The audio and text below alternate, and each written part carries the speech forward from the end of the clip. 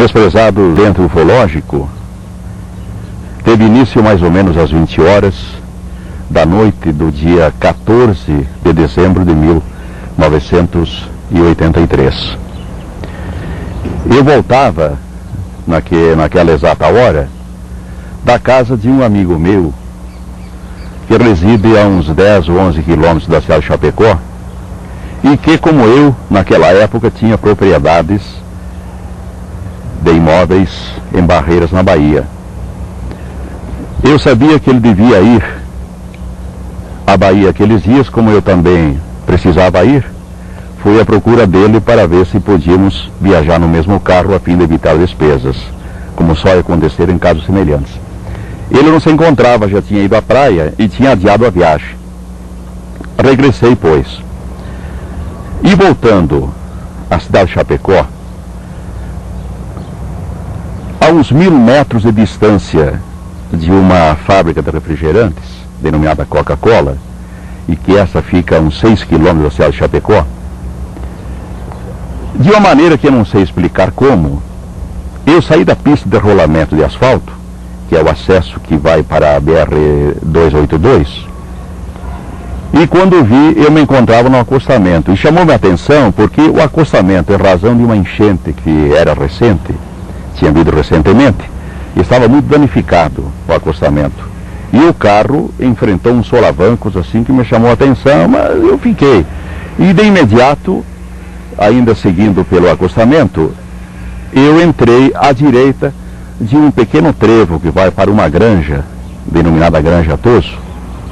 E foi ali que, no fim, um pouco mais adiante daquele trevo, daquele pequeno trevo, onde se encontram as duas estradas que vai para aquela granja, eu notei a presença daquilo que então me pareceu um ônibus. Um ônibus que, pela sua coloração esverdeada, achei que fosse da antiga empresa Águia Branca, que era uma empresa que era muito conhecida, tinha muitos carros naquela localidade. Assim que eu cheguei, eu não me lembro se efetivamente eu desliguei o carro ou se o carro foi desligado. Sei que eu fiquei com a chave na mão e abri a porta, saí, olhei, vi que não se tratava de um ônibus, pelo seu formato, mais ou menos umas 10 janelas, 8, 9, 10 janelas, de uns 70 centímetros de altura para uns 40 ou meio metro de largura. Aquele objeto tinha um contorno, não era propriamente bem arredondado, mas um tanto arredondado, assim, na parte da frente, que exibia. A cor da luz qual que era? É uma cor pálida, e interessante que a luz que aparecia era apenas interna, ela não fazia nenhuma iluminação na parte externa. Eu só vi o objeto pela luz do carro, que estava danificada por sinal, e o objeto estava mais ou menos a 1 metro de altura, de través. As duas estradas, aqui o asfalto, faziam assim e estava colocado de través da estrada. Devia ter uns 10 metros de comprimento também. Aí eu devo confessar, a bem na verdade, que não era inteiramente ignorante em termos de ufologia. Sempre quando tivesse oportunidade, eu lia sobre discos voadores, ufologia, e logo vi que se tratava de um objeto estranho, que não era um dos nossos objetos comuns, dos nossos automóveis, caminhões, ônibus, que fosse, né? E abri a porta, encostei a porta e dirigi-me para me aproximar, pois estava a uns 30 metros de distância, segundo eu pude verificar mais adiante da localização ao ponto em que ele se encontrava. Mas, naquele exato momento, quando que eu saí, deveria ter percorrido mais ou menos 10 metros, se muito. Eu passei a sentir umas ondas de calor que se dirigiam, mas as ondas, aliás, eu encontrei as ondas de calor, não que elas viessem até a mim, mas há uma particularidade muito importante. Eram como se fossem uns rolos de calor, vinham assim. Eu devo ter ultrapassado, que me pareceu ser aí uns metros apenas, e a proporção que avancei, eu senti que o calor aumentava. Como já tinha lido que outras pessoas curiosas, ao se aproximarem desses tipos de objetos estranhos, tinham sido mal sucedidas, retrocedi já com a determinação de que eu iria ficar no carro para ver, dentro do carro fechado, para ver o que aconteceria. Quando pus a mão na maçaneta da porta, nessa posição, para abrir a porta e entrar no carro, saiu daquele veículo, daquela nave, uma esteira de luz com a largura mais ou menos de 1 metro, enormemente brilhante, pois a noite era escura, era uma noite serena, e produziu um clarão maravilhoso. Saiu aquela esteira de luz, o chão estava, a estrada era de terra, onde se encontrava o objeto, e a estrada estava um tanto danificada em razão daquilo que eu antes me referi, que tinha havido uma enchente há pouco tempo. Então notei que a esteira, ela não obedeceu as falhas do solo. Ela veio assim, aliás, veio ligeiro mesmo. Veio rapidamente e eu me encontrava assim, abrindo a porta, e ela passou sobre os meus pés, sem produzir nenhuma trepidação, e voltou. E com ela eu regressei na mesma posição em que me encontrava, com a chave na mão, inclusive, e eu só me lembro até eu cheguei a uma distância como daqui aonde se encontra essa máquina agora, uns 2 metros e pouco, e ali me pareceu então que a fuselagem, se assim podemos denominar, daquele veículo, não era esverdeada como me pareceu inicialmente, era fosca, assim como um carro quando tem sua lataria preparada para uma nova pintura. Dali para frente, eu, entre aspas, apaguei. Não sei se desmaiei ou o que houve. O certo é que eu não me lembro de ter entrado naquele aparelho. E devo ter entrado, certamente, pelo que ocorreu posteriormente. Não sei se quando entrei, se foi por baixo, por cima ou por um lado lateral. Só dei acordo de mim. Dali também não sei há quanto tempo, porque obviamente eu não tive condições de avaliar o tempo. Quando me encontrei então, quando dei acordo de mim, eu estava num quarto escuro, num aposento escuro. Devia ser um quarto, devia ser um aposento, um recinto, enfim. E senti-me deitado, numa posição assim, com os pés juntos, as pernas juntas, os braços ao longo do corpo. Eu só podia movimentar os pés assim. As pernas eu não podia desligá-las uma da outra, assim como os braços ao longo do corpo. Quando movimentei o pé, eu senti que estava descalço, contrariamente à minha posição de antes, que estava calçado, e senti uma parede fria. Ora, evidentemente que eu me recordei do que havia acontecido até aquela hora que vi o aparelho, e eu entendi que devia ter sido enterrado vivo, aparentemente morto, mas que o pessoal da família devia ter me entendido como morto, e me desesperei. Eu chorei, chamei se alguém me estava ouvindo, um desespero como nunca tive na minha vida. Eu acho que é muito simples, é só avaliar. Alguém se colocar no meu lugar, escuro e o frio intenso. E eu sentia que a cada instante o frio era muito mais intenso, ao ponto, eu comecei a sentir dificuldade de respiração, em razão do frio, e passei a não sentir mais o meu corpo físico, e houve um momento em que eu senti que eu existia, mas eu não existia fisicamente. Eu me sentia, sabia que eu estava vivo, tinha consciência perfeita como agora eu tenho o corpo, mas não sentia mais o meu corpo. Eu existia e não existia. E assim foi aquele sofrimento incrível. Também não sei avaliar até quando. É claro que eu já não estava respirando não, mas de repente eu senti que a respiração me voltou. E eu tive a ocasião de dizer isso, inclusive, para o pesquisador Dr. Walter Biller, que que é médico cirurgião, e para outros médicos, eu senti aqui, aprendi que essa pequena saliência óssea que nós temos na base do peito é o sternum. Foi aqui que eu senti o primeiro movimento de vida, naquele incidente.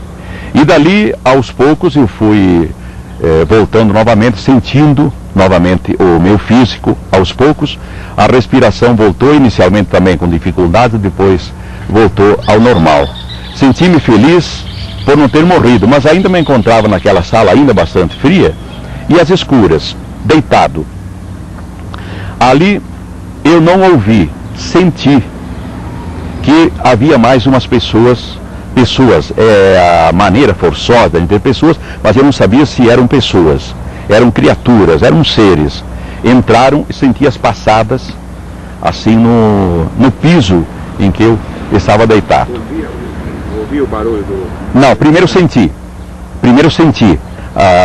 uma leve trepidação, umas passadas, depois eu ouvi, porque pelo menos eram duas, mas podiam ser 3 ou 4 criaturas que se colocaram, umas à minha direita e outra pelo menos à minha esquerda, e passaram a ter assim aquilo que eu denomino, e estou convencido que devia ter sido, uma conversação, porque eu não entendi, mas ora um conversava e o outro conversava, um falava, outro falava, mas era uma fala muito estranha, eram uns grunhidos de cachorro, e havia alguma coisa entre eles que às vezes se atropelavam, falavam ou grunhiam ao mesmo tempo. Não sei de que objetos se utilizaram, porque tanto na perna esquerda quanto na direita, o começo foi na perna esquerda. Havia algo com que eles me apontavam na perna e na coxa. Parecia um lápis ou um prego, ou então, se era a unha, um dedo, devia ser algo muito duro, entende? Fizeram diversas, como é que eu vou dizer, me apontaram, né? Você chegava a tocar no corpo? Não, inclusive percutiam fundo, né? E no resto do corpo não mexeram, que eu me lembro pelo menos. E em seguida, essas mesmas criaturas, após haver sim, e aqui eu devo dizer o seguinte, que depois, quando que eu voltei ao meu mundo natural e que me referi a essas criaturas, eu sempre dizia as pequenas criaturas, e uma hora eu me surpreendi também da maneira por que eu as denominava de pequenas criaturas, se eu não as vira, pois o quarto estava às escuras, eu não as vi. Depois, eu aqui já estou me adiantando um pouco, mais adiante, 2 anos e pouco depois, sempre rememorando o incidente, um dia eu atinei e fiquei feliz, porque descobri a razão pela qual eu entendia que eram criaturas pequenas. Porque na hora, quando me carregaram de lá, elas me ergueram, eu estava com o corpo inteiriço. Eu não tive nenhum dobramento, nenhuma articulação do corpo. Um deles me pegou por esta perna, assim, por baixo, outro me pegou aqui, pelo menos eram 2, e um outro, assim, nessa altura do pescoço, e me carregaram. Rememorando isto, foi que eu deduzi que as criaturas eram pequenas. Por quê? Porque quando me ergueram apenas a uma alturinha assim. E quando grunhiam, naquele exato momento, eles não grunhiam mais do que essa altura. Então eu tinha aquilo no meu subconsciente, consciente, não sei como, só mais adiante que eu vim a descobrir por que eu entendia que eram criaturas pequenas. Bem, daí me carregaram para o que eu acho que era outro compartimento, porque num outro me encontrei depois, que possivelmente não era aquele, não. E só não era frio aquele compartimento. Uma temperatura, diria, normal. Deitado. E, inesperadamente, o quarto, aquela sala, aquela salinha, iluminou-se. tive de fechar os olhos momentaneamente, como é comum após um tempo que não se vê luz, e curiosamente eu olhei o que havia ao meu redor. Era uma sala de mais ou menos 2,5 metros por 3, por uns 2 metros e pouco de altura, porque eu tenho 1,74 m, e o teto estava um tanto assim acima de mim. Pois bem, eu me encontrava deitado e um tanto entorpecido ainda, olhei a um canto direito, à minha direita. Lá eu vi os meus sapatos, que usava então, colocados juntinhos, a roupa dobrada e as meias de través sobre a ponta dos sapatos. E vi que eu estava nu. Eu olhei, não vi sinal nenhum de abertura de porta, de janela ou de qualquer outra espécie de abertura. A iluminação, a guisa de explicação, ela não provinha de parte nenhuma e provinha de todas as partes, de todas as paredes. Não estava em nenhuma daquelas paredes, nem no teto, nem no assoalho, mas ela estava em todas. A iluminação não tinha procedência. Aí eu levantei e, com uma certa dificuldade, porque eu estava muito entorpecido ainda, vesti-me, porque eu entendi e tive pressa em me vestir, porque eu sou muito pudico. Certamente que todos o são, mas talvez tanto quanto eu, não sei se outros o são. Eu me vesti porque pensei, ora, se aqui estou, por mais que não tenha portas e nem janelas, mas a alguma hora alguém deverá vir, pois eu não entrei tonada.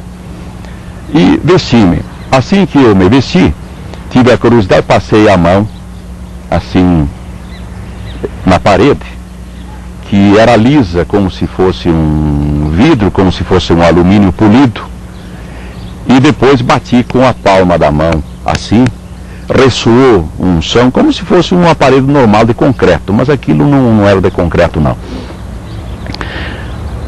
Ato contínuo, à direita, de onde eu estava deitado, e eu não estava de pé, se fez da parede, bem junto ao canto, uma abertura de uma forma muito misteriosa para mim, pelo menos.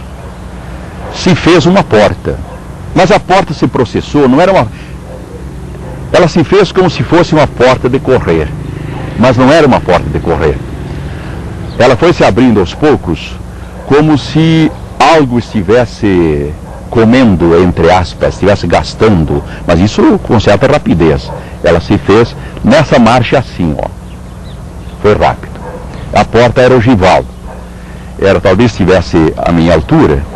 Do outro lado, também as paredes tinham a mesma coloração das paredes da sala em que eu me encontrava. Havia iluminação, mas não havia nada mais que me chamasse a atenção.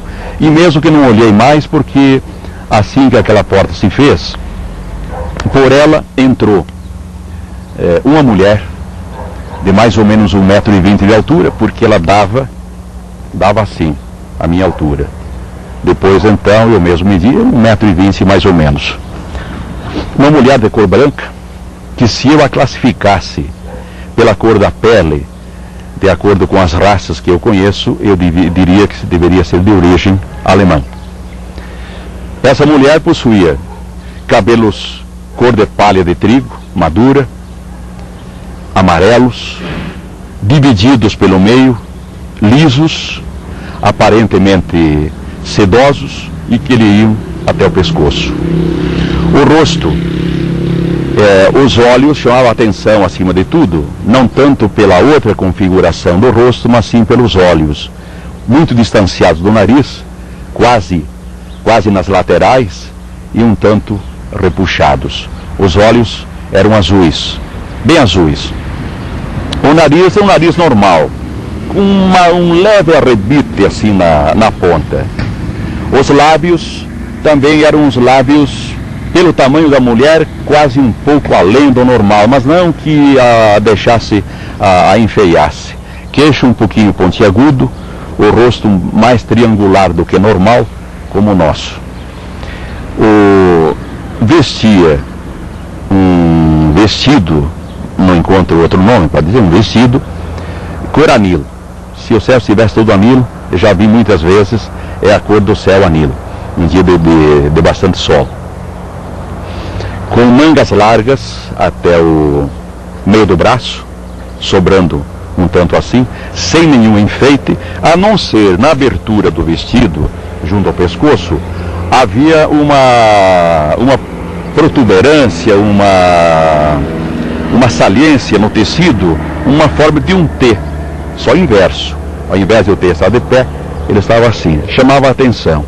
Uma cintura, alguns 4, 5 centímetros do mesmo tecido do vestido, atada normalmente, sobrando uns 15, 20 centímetros assim, soltos. O vestido, eu já falei para alguém que o vestido estava a uns 10 centímetros acima dos tornozelos, e alguém entendeu, até foi feito um desenho a esse respeito, como uns 10 centímetros abaixo do joelho. Não, ia até uns 10 centímetros acima do joelho. Não calçava meias, calçava uma sapatilha da mesma cor do vestido, parecia de tecido. E nas mãos não trazia também enfeite nenhum, não tinha brincos, não tinha anéis, não tinha braceletes, não tinha colar. E as unhas, rapidamente vendo assim, eram normais. Então ela teria a configuração de uma menina de 11 ou 12 anos pelo tamanho, inclusive assim pela própria qualidade da pele, o jeito. Mas havia uma coisa nela que me dava a certeza, e me deu a certeza que não era menina não. O grande poder, eu não tenho outro termo, não sei se esse é o termo correto, o grande poder espiritual que ela exerceu sobre mim desde o instante quando entrou, com a mão esquerda sobre o peito e a mão direita erguida, assim, palma aberta, entendi que num sinal de saudação, e que foi a primeira mensagem telepática que eu recebi na minha vida, e saliento que a recebi neste lado da cabeça, nesse ponto. Não foi assim total, senti perfeitamente ao lado direito da cabeça. E tenha calma, sou de paz e amor. Então, apesar de a mulher ser pequena, de estatura pequena, eu senti que tinha diante de mim uma grande autoridade. Ela me dominou, eu senti muito pequeno diante dela. E de tal maneira que, até atendendo a um hábito mesmo que eu tenho desde pequeno, o ensinamento dos meus pais, quanto ao tratamento de você, o senhor, a senhora, eu a tratei por senhora, ou pensei de tratá-la por senhora, quando, a seguir, eu estava me arrumando a pergunta, para perguntar-lhe quem é a senhora e de onde vem. Pergunta que seria muito normal para qualquer um. Mas eu não cheguei a acabar de arrumar todas as palavras, o pensamento para as palavras, que da mesma forma que a primeira informação telepática, eu recebi a segunda. Sou Kabbalah, mensageiro do mundo de Agali. Veio em missão de paz e amor. Eu logo senti que eu estava diante de uma entidade de grande poder. E aí eu pensei de perguntar-lhe, ou desejava, melhor dito, porque eu acho que não estava articulando as perguntas, eu sentia apenas a necessidade de perguntar-lhe, de fazer-lhe perguntas, e em contrapartida eu recebia a informação.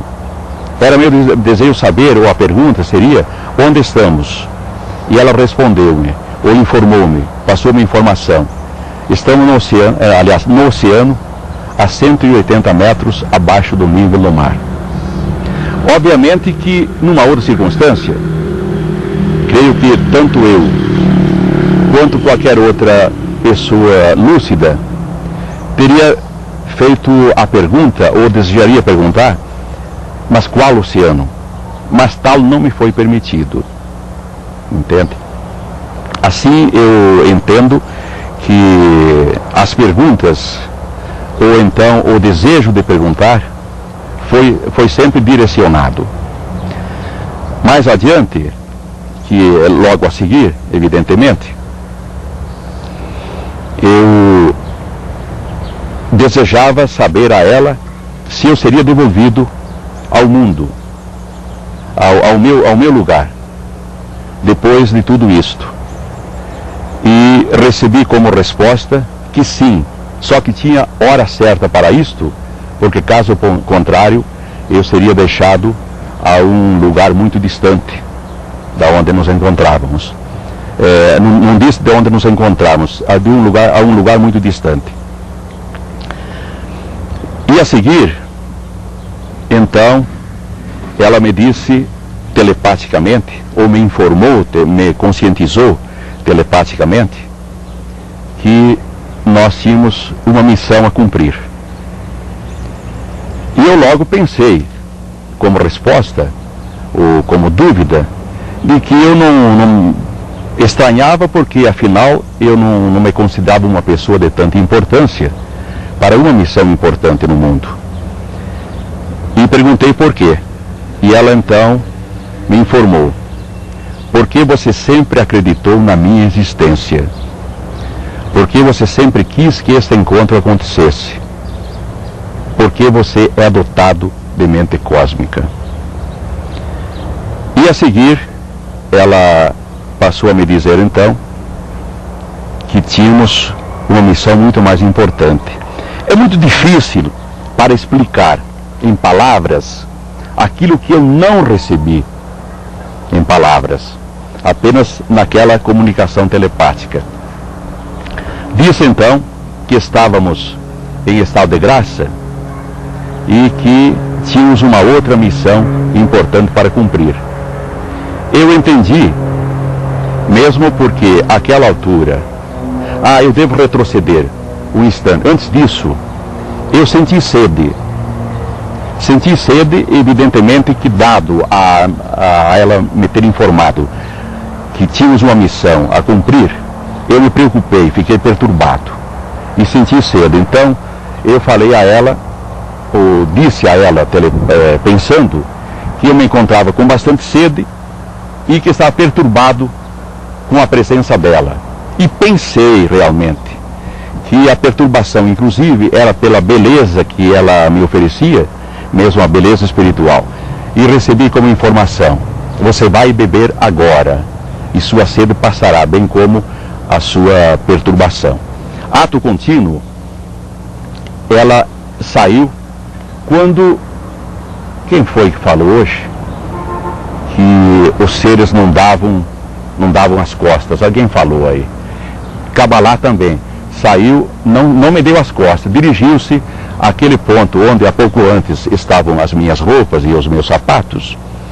E ali eu notei que havia um pequeno painel de um metro e pouco de comprimento, engastado na parede, que antes não existia, não. Esse painel, a minha entrada, pois não havia absolutamente nada em todas as paredes daquele recinto. Naquele instante havia um painel mais de 1 metro de comprimento, por uns 15 centímetros de largura, 4 ou 5 de espessura, com possivelmente uns 10 botões, mais talvez, vermelhos, ao correr do painel. Ela se dirigiu àquele painel e pressionou um daqueles botões e de lá tirou, fez uma pequena abertura e foram ejetadas 2 bisnagas, assim muito semelhantes àquelas bisnagas de doce que se encontram em supermercados, só com formatos diferentes, não assim empanzinadas como aquelas. Eram praticamente quadriculares, assim, parelhas. Uns 10 centímetros de comprimento, 9 ou 10, 5 ou 6 centímetros de largura, talvez menos, e 1 centímetro um pouco de espessura.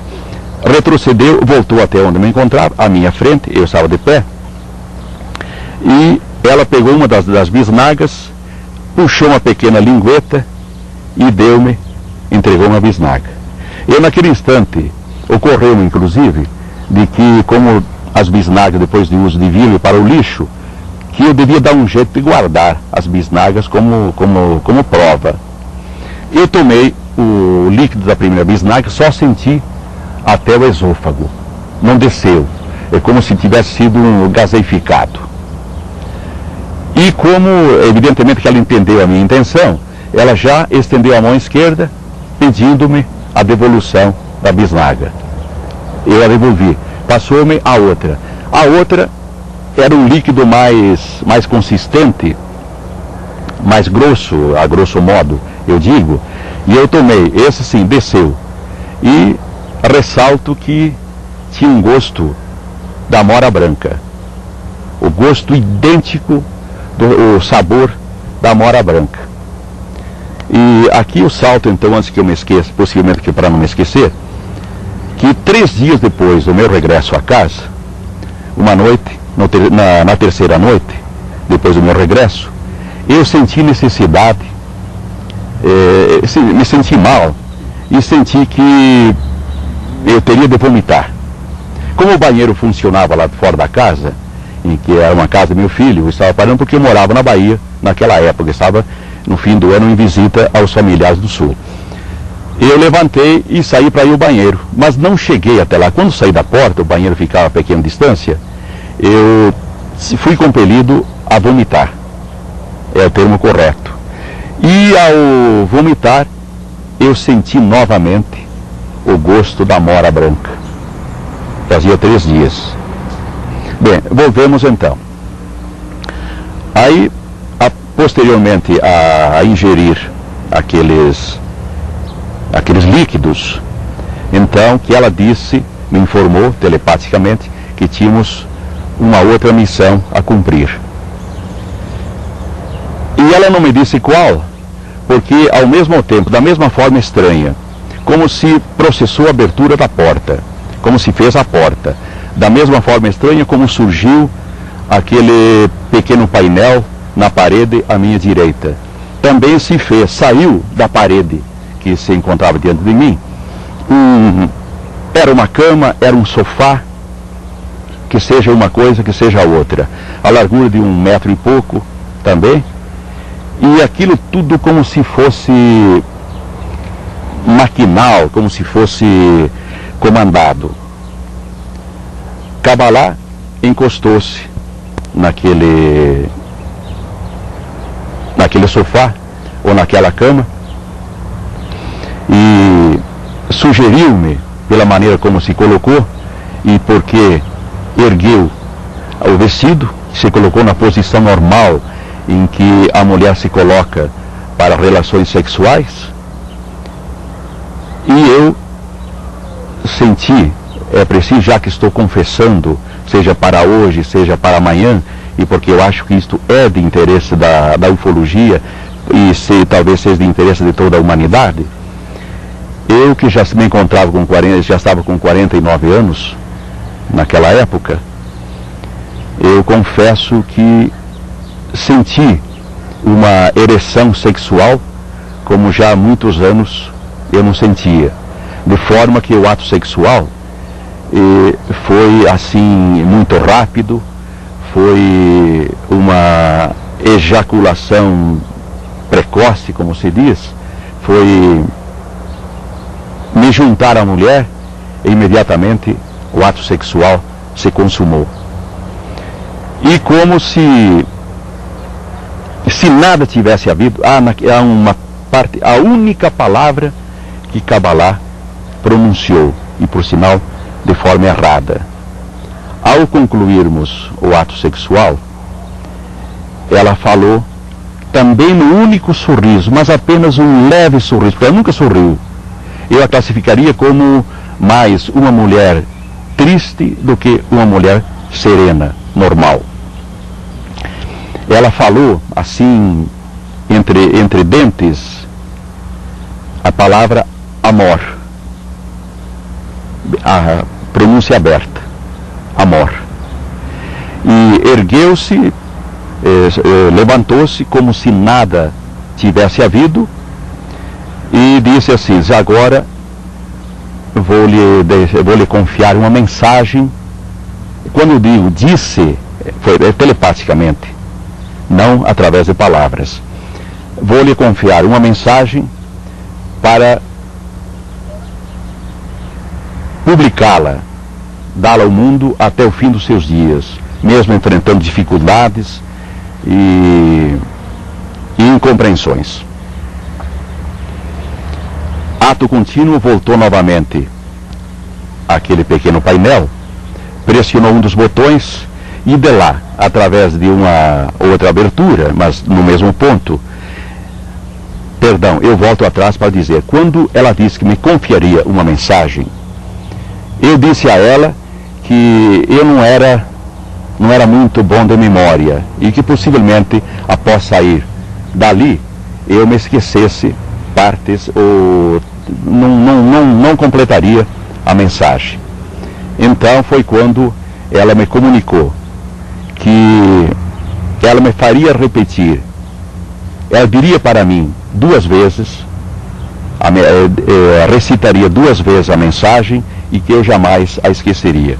Foi quando ela se dirigiu então ao painel e de lá retirou um diadema, mais ou menos uns 25 centímetros, assim de hastes, e de frente, com a parte de baixo lisa, a parte de cima toda feita assim com pequenos círculos em verde, amarelo, vermelho. Verde, amarelo, vermelho. Depois que se pega da saída e pode, não sei como é que se faria a colocação. Chegou até a minha frente com aquele objeto, com aquele diadema, e ergueu-se, porque ela é bem menor, e eu também inclinei a cabeça vendo o que ela desejava, e me colocou aquele painel, aquele diadema nessa posição da cabeça. Ele não chegou a me pressionar, foi colocado assim, firme, mas não cheguei a sentir nenhuma machucadura na minha cabeça. E ela colocou novamente a mão sobre o peito, e com a outra mão, com a mão direita caída, não mais como antes, como na entrada, em sinal de saudação.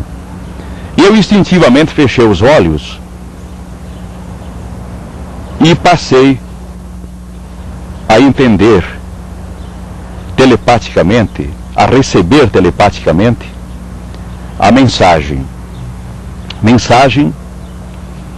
que tem estes termos: advertências de Kabbalah, mensageiro do mundo de Agali para todos os povos da terra. É preciso que sejam imediatamente desativadas as armas de guerra capazes de acabar com qualquer espécie de vida aqui existente.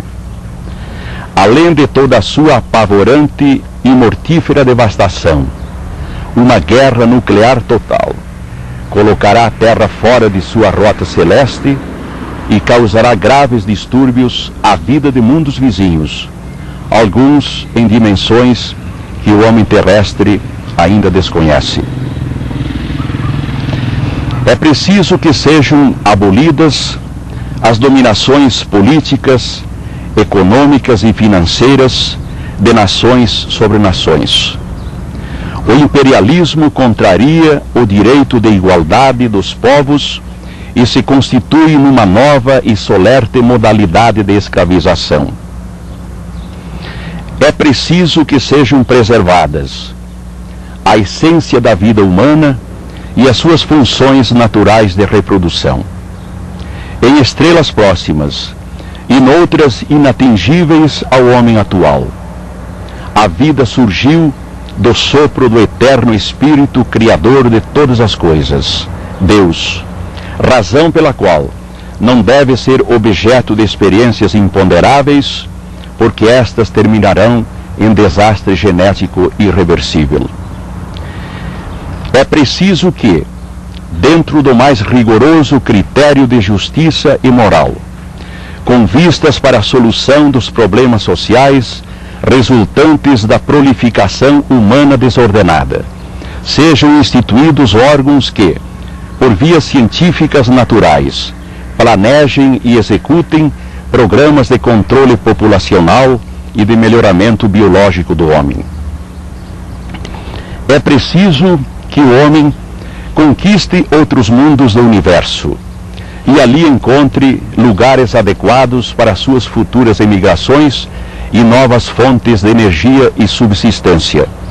Mas antes deve conquistar seu próprio mundo, desvendando-lhe os enigmas que ainda existem na terra, no ar e no mar, conservando-lhe os elementos naturais de vital importância, defendendo-o da sutil pirataria do exterior e curando-lhe as imperfeições humanas, do corpo, do espírito e da mente.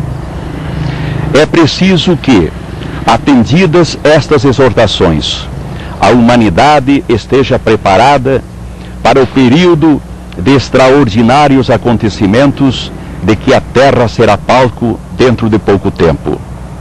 Os grandes eventos serão prenunciados por estranhas manifestações telúricas e sinais celestes de magnífico esplendor e inquietante beleza. Mestres da suma sabedoria tornarão a vir à Terra, renovarão ensinamentos maravilhosos e ajudarão a estabelecer nova sociedade política. Renascerá o paraíso terrestre, pleno de luz e amor. Então, através de meios e energias ora sequer supostos, o homem conhecerá os côncavo-convexos dimensionais da Terra, viajará às profundezas do universo e não sentirá as canseiras do tempo. E, como sublime conquista da capacidade criadora humana, será posta em ação a máquina do poder absoluto, engenho que, entre muitos outros prodígios, dará à humanidade a visão mais feliz e assombrosa de toda a sua existência, de toda a sua história. A ressurreição dos mortos na faixa dos 4x. Advertências de Kabbalah, mensageiro do mundo de Agali, para todos os povos da terra. Após isto, ela continuou com a mão esquerda sobre o peito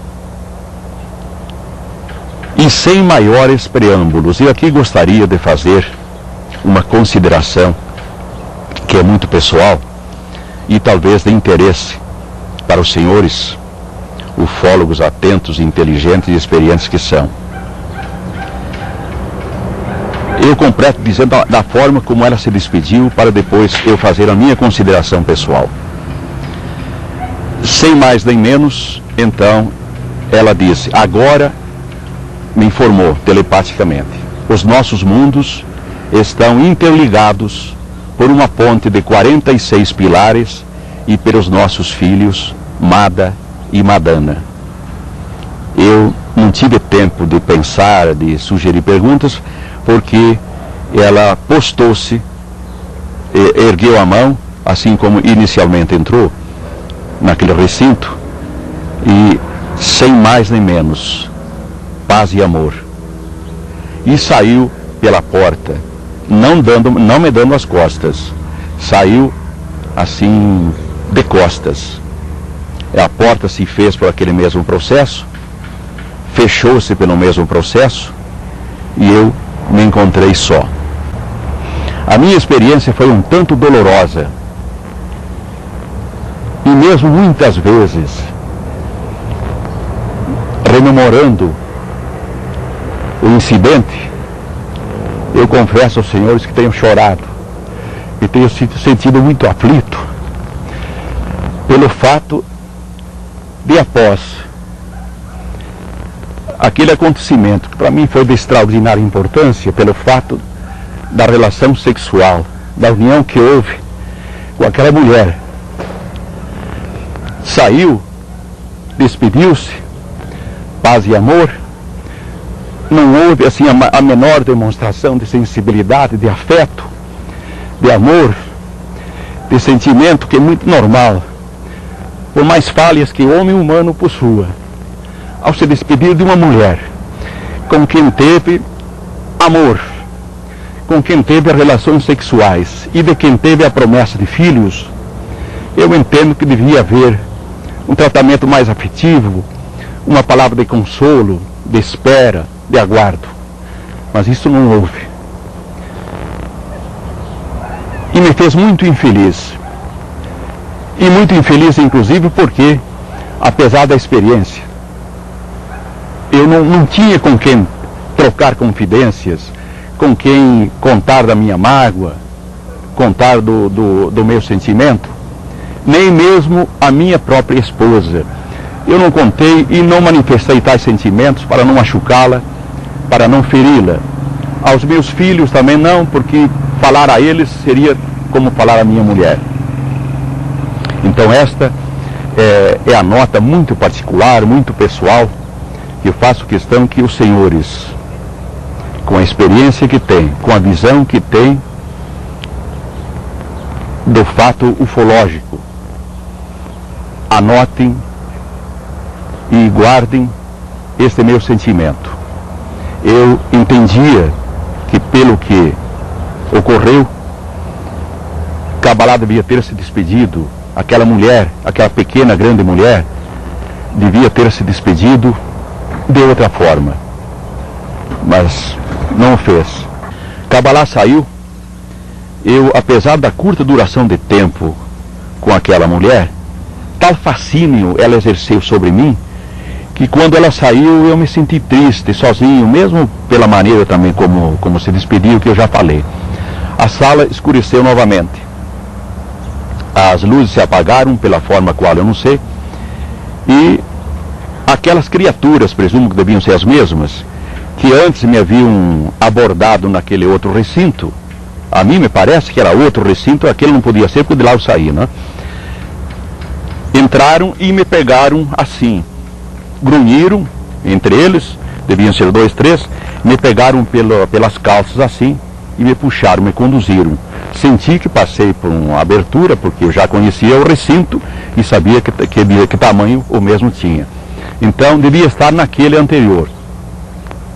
Ali me puxaram para baixo, grunhindo aquela linguagem ininteligível para mim. Eu entendi que devia deitar-me. Deitei-me. As salas escuras, como estava anteriormente, e eles se retiraram. Não houve nenhum outro incidente. Eu fiquei deitado e o frio começou novamente, mas eu não cheguei a sentir os mesmos sofrimentos que eu havia sentido antes. Senti que a sala estava voltando a uma temperatura novamente baixa, mas eu não cheguei a sofrimento nenhum, como antes. E ali também apaguei, se esse é o termo correto para dizer que eu não me lembro o que aconteceu. E voltei a dar novamente acordo de mim no outro dia, mais ou menos às 6 horas da manhã. O sol estava querendo apontar, não tinha apontado, já era 15 de dezembro. Era um dia bonito de céu azul, muitos passarinhos cantando ao redor. Eu me vi deitado no meio de um matinho, uma capoeirada, um mato maior, assim, só mais ou menos um espaço como menor que este recinto. Era de capoeira baixa, que lá nós denominamos vassourinha. É uma vegetação que cresce em lugar depois de alguém fazer uma roça, né? Então lá havia isso. E à direita havia um morro alto, me lembro da presença de uma palmeira, árvores características da região, mas mato alto. E muito ruído de veículos, veículos pequenos, veículos grandes, caminhões, que a gente reconhece. Assim eu volvi os olhos à frente de onde estava deitado e vi que não me encontrava a muita distância de uma rodovia de bastante tráfego, apesar da hora, que lá aquela rodovia realmente é de muito tráfego, tanto de noite, domingo, é uma rodovia de muita movimentação. Aí eu olhei o relógio, marcava as 10h05, olhei, estava parado, que por acaso este mesmo, até que ele resistir, não comprarei outro não, será sempre esse o meu relógio, lembrança também daquele incidente. O relógio marcava as 10h05, mas como o sol normalmente levanta às 6 horas, é a hora que eu dou como a hora do meu acordo naquele local. Novamente senti que eu estava com as pernas principalmente, nem tanto os braços, assim muito entorpecidos. Lá no sul nós costumamos dizer enformigados. Mas eu sentei, relembrei o incidente, rememorei a mensagem, que achei estranho para quem como eu, que não tem boa memória, ela saiu assim, como eu entendi que me tinha sido passada mesmo, dentro daquele objeto. E tratei de me movimentar para ir para casa. Pensei, poxa, mas o que meus familiares terão pensado de mim? Porque não é de hábito, eu sou um indivíduo até hoje. De noite eu não saio, a não ser que haja necessidade, viu? Senão eu sou muito caseiro. E quando eu pude me movimentar, me coloquei de pé e fui até onde que havia aquela rodovia, porque não estava vendo carro nenhum. Ali mas não reconheci o local, se bem que o local me era conhecido, mas eu não reconheci naquela hora. É um trecho da BR-282 que foi cavado assim entre rochas. Então, de um lado tem um morro alto, é mato, e na parte em que eu me encontrava, não é uma elevação, dá uns 5, 6 metros assim, mas é pura rocha, né? Mas é de um acesso muito difícil o acesso. Aí eu caminhei mais um pouco, pois aquele mato, aquela vegetação arbustiva era baixinha. Eu fui assim para vislumbrar algo mais e vi, a mais ou menos uns 1000 metros dali, uma construção com um letreiro bem grande, Ediba. Aí eu reconheci, aí me localizei onde me encontrava, porque a Ediba é uma firma de venda de carros, de caminhões, que se encontra à margem da rodovia e não muito longe do trevo que dá o acesso para a minha cidade, Chapecó. Ali eu tratei de me movimentar e recordei todo o incidente que houve, fiz uma porção de conjecturas a respeito do que iria acontecer, mas e vou descer por onde? Fui para um lado, Peral a pique, a estrada cortada na rocha viva. Do outro lado, eu já conhecia a estrada, então era muito longe. Mas procurei um jeito e desci com dificuldades pelo começo daquela elevação, do começo em direção a Chapecó. Aí fui ao asfalto, mas aquela hora já eram umas 8 e tanto da manhã, o sol já estava alto. E eu não tinha condições, e a proporção que iam decorrendo aqueles minutos ou aquele tempo, eu ia me afligindo e estava assim num estado psíquico lastimável. Eu não me conformava com o que tinha acontecido e assim por diante. Aí quando que eu desci até no asfalto, passou um conhecido meu e reconhecendo-me, inclusive tinha havido há pouco tempo antes, naquele mesmo local, coincidentemente, um filho dele voltando de uma manhã de um baile. Houve um acidente, ele bateu com um carro novo no peral de pedra e morreu. E eu que passei logo a seguir, porque eu fazia um programa de rádio numa cidade vizinha, eu fui o primeiro a chegar. Mas ele já estava morto quando cheguei. Só depois, eu na ida, passei na casa daquela família, eu conheci o moço e comuniquei a ocorrência. Então, esse senhor, que é da família Toso, ele passou de automóvel e me vendo, ele fez menção como quem queria parar para me oferecer carona. Eu não me sentia em condições, não tinha condições, eu não queria falar com ninguém quanto ao incidente. Aí eu fiz que ele fosse, acho que ele estranhou, porque eu estava sem chapéu, estava só com uma camisa de flanela amarela, e eu segui.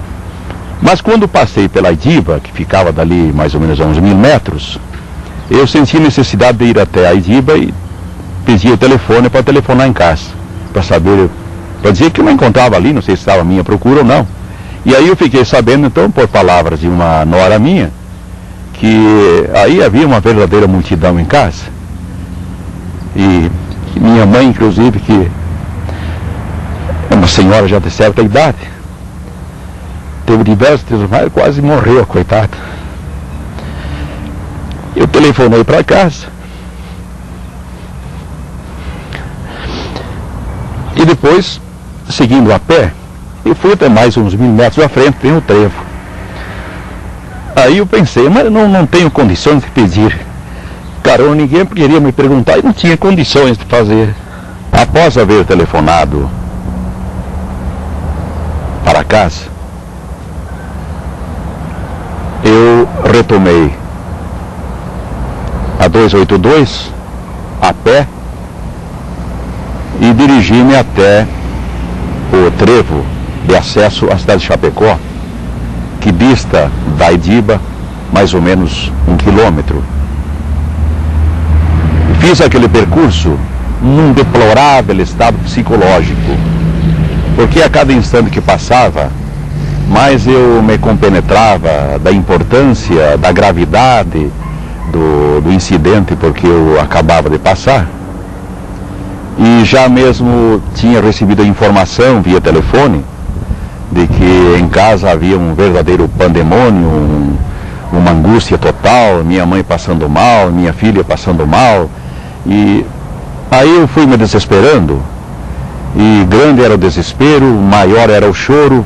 Passei pelo posto onde tem pessoas conhecidas, fiz questão que não me vissem, fiz questão que não me carregassem, e eu me havia decidido ir embora sozinho, por mais que distasse ali uns 10, 11 quilômetros, porque teria tempo suficiente para me recompor psicologicamente.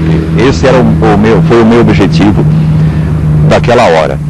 Mas ao passar um pouco do trevo, daquele posto de gasolina, coincidentemente, passa um carro por mim, com a inscrição da Telesc, que é Telecomunicações de Santa Catarina, e passou por mim e parou lá adiante uns 50 metros, pois ia meio corrido, e vi que desembarca do mesmo carro o meu filho mais velho.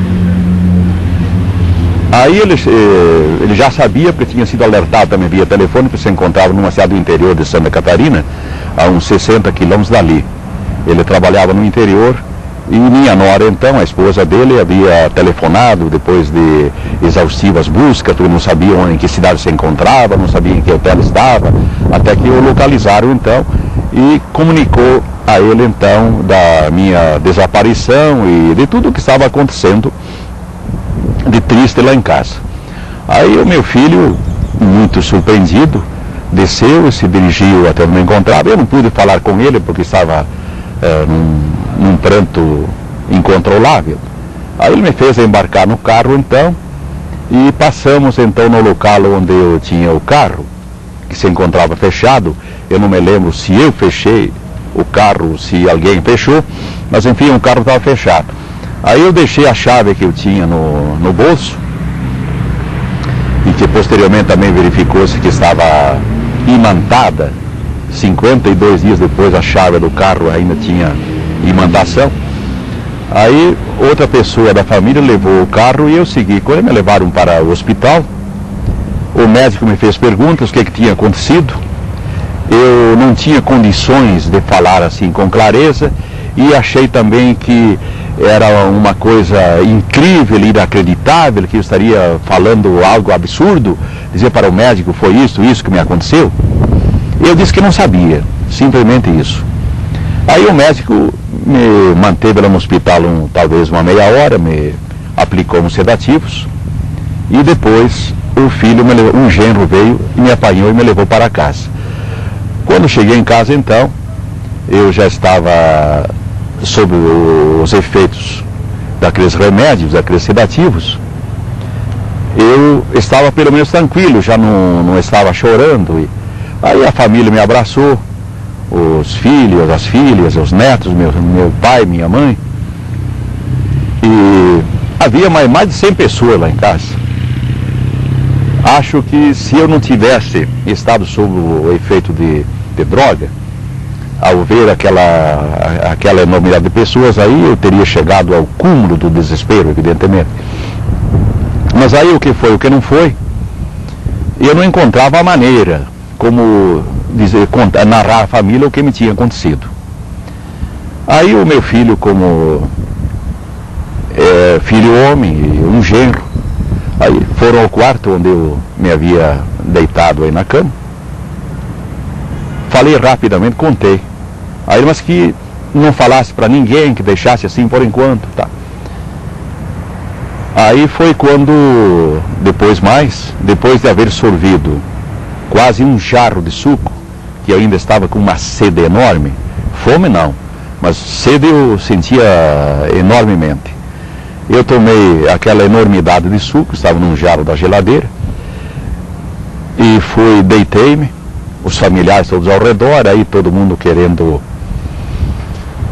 me prestar ajuda, socorro, que não sabiam inclusive do que tinha havido comigo, e todo mundo me perguntando, pai, o que foi, meu filho, o que foi. E aí eu disse, vou tomar um banho. Na hora que eu tirei a camisa para ir para o banho, houve uma exclamação de surpresa da parte dos familiares que estavam ao meu redor, dentro de casa.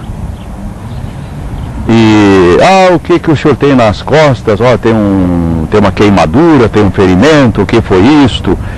E os que descobriram, os que viram por primeiro, foi o meu irmão Gildo e um sobrinho meu, que é advogado e que mora hoje em Mineiros, no estado de Goiás. Aí eu não sabia o que dizer e o que responder, porque eu não estava sentindo nada e eu não sabia de nada.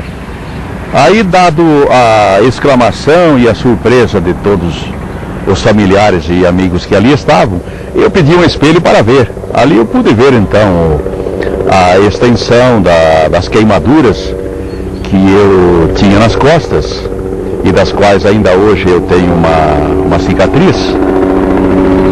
Mas eu não sabia do que provinham essas queimaduras ou esses ferimentos que sejam. Aí os familiares resolveram então de me levar novamente ao médico que me havia atendido antes. Aí fomos, o médico notou, olhou os ferimentos, as queimaduras, não soube dizer nada. Consequentemente também não me passou coisa alguma para colocar sobre aqueles ferimentos, porque ele não entendia o que era. E foi no outro dia então que eu voltei novamente lá para o mesmo médico. E ele já estava junto com mais 2 médicos, Dr. Madaloso e Dr. Carlos Reis. Aí examinaram então os ferimentos, que como no dia anterior não me produziam mal-estar nenhum, não havia inchação, não havia exudação de plasma, parece que esse é o nome que se dá àquela água que sai de um ferimento de queimadura, principalmente. Eu não sentia mal-estar nenhum. E os médicos também se surpreenderam ao ver aquilo, não souberam o que dizer, fizeram comentários entre eles de surpresa. Depois no outro dia, foi mais um médico lá em casa, foi ver, os ferimentos continuavam os mesmos, apenas havia um processo, segundo eu pude constatar através de espelhos, já de cicatrização. 16 dias depois, ou seja, no dia 31 de dezembro, caiu aquela pequena casca de cicatrização e a queimadura, a marca essa, acabou ficando com a pele normal, apenas a cicatriz, que como já disse, tenho até hoje.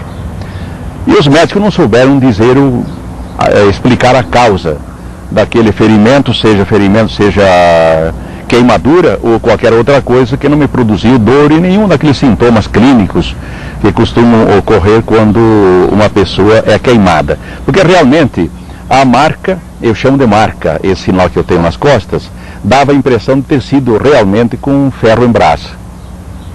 E posteriormente, até o terceiro dia, eu não sentia vontade de me alimentar, não. Comia alguma coisa a custo da insistência dos familiares. No terceiro dia, apareceram elementos da imprensa, escrita, falada e televisionada. Eu os atendi principalmente porque conhecia a todos eles, eram todas pessoas da minha amizade, pois eu era e sou muito conhecido lá naquela cidade, naquela região toda. E eu passei as primeiras informações, assim, com fidelidade aos acontecimentos. Eu digo fidelidade quanto ao fornecimento dos possíveis pormenores do incidente, para o jornalista Marcos Bedin. Depois veio a televisão, mas aí, pelo amor de Deus, aí houve uma onda de críticas, de coisas, enfim, tristes até de serem repetidas, de descrenças, dizendo que era invenção minha, que eu mesmo me havia queimado, que eu estava à procura de publicidade, que eu queria nome e todas essas coisas. Então isso foi uma fase muito deplorável, muito triste, e que fez com que eu inclusive me afastasse. Eu deixei de atender a pedidos de jornais e rádios de outras localidades.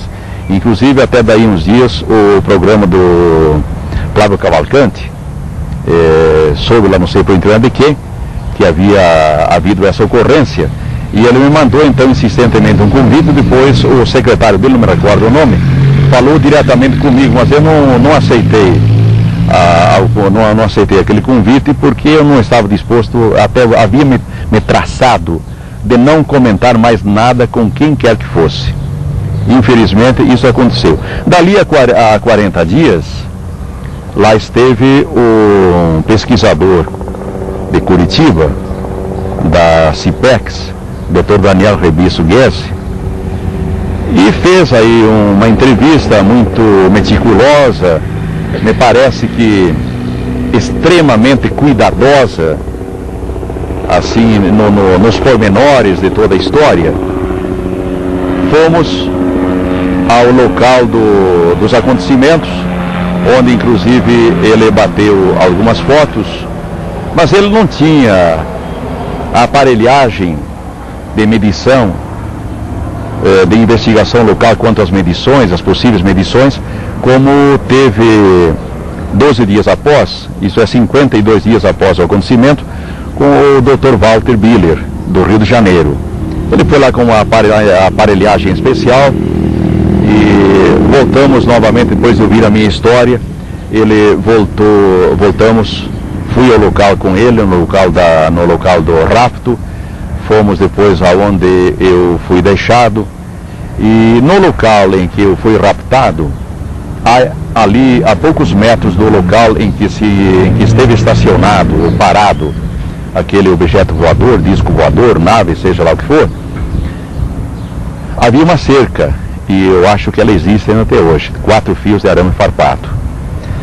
Ali o Dr. Walter mediu a imantação daqueles fios e acusavam 2,5 ou 3, não me recordo bem quanto à cerca. Quanto a um cabo de aço de sustentação do poste de transmissão de energia elétrica que existe no local, ele fez a medição e acusou o máximo 5 Gauss. Eu não me recordo o nome daquele aparelho, sei que é um magnetômetro, pelo que ele me disse, que eu até não conhecia, fiquei conhecendo naquela oportunidade. Depois então, nós nos dirigimos dali, depois de investigações, fotos que ele bateu e mais perguntas que ele fez com relação à posição em que eu me encontrava, a posição do carro e etc. Aí saímos e fomos para a casa de um cunhado meu, que morava frente à delegacia de polícia, num bairro da cidade de Chapecó. Ali estavam estacionados 14 automóveis. Então o Dr. Walter lembrou-se, diz assim, mas e nós não medimos, não verificamos se o carro tem qualquer imantação. Aí fomos então, junto eram 13 carros de outras pessoas, funcionários e mais pessoas que foram à delegacia, e mais o meu são 14. Aí ele se surpreendeu ao verificar a imantação do carro. As palhetas do para-brisa marcavam a intensidade máxima, 5 Gauss, assim como o para-choque dianteiro. Do lado em que o carro esteve mais exposto, assim, à vista daquele objeto, acusavam 3, que seria o lado esquerdo do carro, 3 na porta, e do outro lado, que não estava tão dianteiro daquele objeto, acusava 2,5, assim como também tinha imantação o para-choque traseiro, mas não me recordo quanto que era do para-choque traseiro. A cinta que eu usava na oportunidade, 52 dias depois, a fivela era de um material que a imantação não pega, mas o grampão era de ferro. Também acusava 2 ou 2,5. O relógio, que coincidente é este mesmo, que eu ainda possuo, também acusava 2,5. E então foram feitas outras pesquisas no local, assim, mas não... Parece-me que ele tinha, inclusive, aparelhos para medir radiação. E ele constatou que não havia radiação alguma naquele local. Então, em síntese, a história que eu tenho para contar é esta mesmo. Eu sou feliz se posso ter satisfeito o desejo de vocês quanto à entrevista, e que essa entrevista possa contribuir para que tenhamos amanhã depois um mundo um pouco melhor.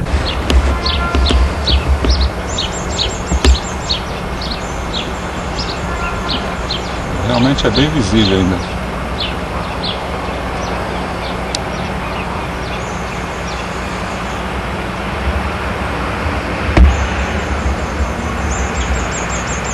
Eu acho que tá ótimo, hein?